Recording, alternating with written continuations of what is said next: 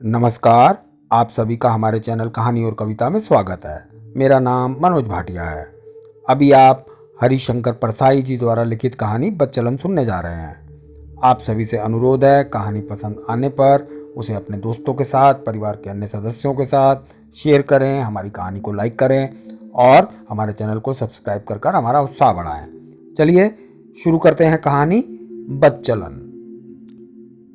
एक बाड़ा था। बाड़े में 13 किराएदार रहते थे और मकान मालिक चौधरी साहब पास ही एक बंगले में रहते थे। एक नए किराएदार आए। वे डिप्टी कलेक्टर थे। उनके आते ही उनका इतिहास भी मोहल्ले में आ गया था।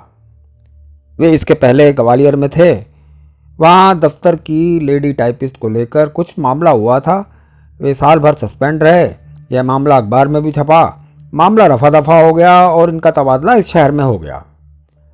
डिप्टी साहब के इस मकान में आने के पहले ही उनके विभाग का एक आदमी मोहल्ले में आकर कह गया था कि यह बहुत बदचलन चरित्रहीन आदमी है। जहाँ रहा वहीं इसने बदमाशी की। यह बात 13 किराएदारों में फैल गई। किराएदार आपस में कहते, यह शरीफ आदमियों का मोहल्ला है और यहाँ ऐसा आदमी रहने आ रहा है। चौधरी साहब ने इस आदमी को मकान देकर अच्छा नहीं किया। कोई कहता, बहू बेटियाँ सबके घर में हैं। अगर यहाँ ऐसा दुराचारी आदमी रहने आ रहा है, फिर भला शरीफ आदमी यहाँ कैसे रहेंगे। इस सारे माहौल में डिप्टी साहब यहाँ आकर रहने लगे। डिप्टी साहब को मालूम था कि मेरे बारे में खबर इधर पहुँच चुकी है। वे ये भी जानते थे कि यहाँ सब लोग मुझसे नफरत करते हैं, मुझे बदमाश मानते हैं। वे इस माहौल में अड़चन महसूस करते, हीनता की भावना से ग्रस्त रहते, नीचा सिर किए आते जाते, किसी से उनकी दुआ सलाम नहीं होती थी। इधर मोहल्ले के लोग आपस में कहते थे, शरीफों के मोहल्ले में ये बदचलन आ बसा है। डिप्टी साहब का मुझसे बोलचाल का संबंध स्थापित हो गया। मेरा परिवार नहीं था, मैं अकेला रहता था। डिप्टी साहब कभी कभी मेरे पास आकर बैठते। वे भी अकेले रहते थे, परिवार नहीं लाए थे साथ। एक दिन उन्होंने मुझसे कहा, ये जो मिस्टर दास हैं, ये रेलवे के दूसरे पुल के पास एक औरत के पास जाते हैं। बहुत बदचलन औरत है वह। दूसरे दिन मैंने देखा उनकी गर्दन थोड़ी सी उठी हुई है।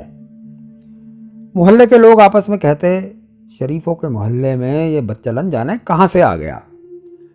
2-3 दिन बाद डिप्टी साहब ने मुझसे कहा, ये जो चोपड़ा जी की पत्नी है, इनका इतिहास आपको मालूम है? जानते हैं इनकी शादी कैसे हुई? 3 आदमी फंसे थे इनसे। इनका पेट फूल गया। बाकी 2 शादीशुदा थे। चोपड़ा को इनसे शादी करनी पड़ी। दूसरे दिन डिप्टी साहब का सिर थोड़ा और ऊंचा हो गया। हालांकि मोहल्ले वाले अभी भी कह रहे थे कि शरीफों के मोहल्ले में कैसा बदचलन आदमी आ बसा है। 3-4 दिन बाद फिर डिप्टी साहब ने कहा, श्रीवास्तव साहब की लड़की बहुत बिगड़ गई है।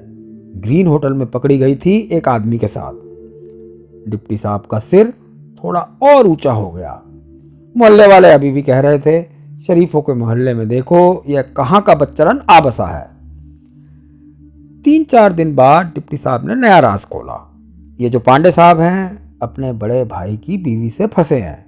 सिविल लाइन में रहता है इनका बड़ा भाई। लेकिन मोहल्ले के लोग अभी भी कहते थे, शरीफों के मोहल्ले में ये बदचलन आदमी कहाँ से आ गया। डिप्टी साहब ने मोहल्ले में लगभग हर एक के बारे में कुछ न कुछ पता लगा लिया था। मैं नहीं कह सकता था कि यह सब सच था या उनका गढ़ा हुआ। आदमी वे उस्ताद थे, ऊंचे कलाकार। हर बार जब वह किसी की बदचलनी की खबर देते, उनका सिर और ऊंचा हो जाता। अब डिप्टी साहब का सिर पूरा तन गया था। चाल में अकड़ आ गई थी। लोगों से दुआ सलाम होने लगी थी। कुछ बात भी कर लेते थे। एक दिन मैंने कहा, बीवी बच्चों को ले आइए ना, अकेले तो तकलीफ होती होगी। डिप्टी साहब ने कहा, अरे साहब, शरीफों के मोहल्ले में मकान मिले तभी तो लाऊंगा बीवी बच्चों को। और डिप्टी साहब ने अपने घर की तरफ कदम बढ़ा दिए। मैं उन्हें जाते हुए देखता रहा।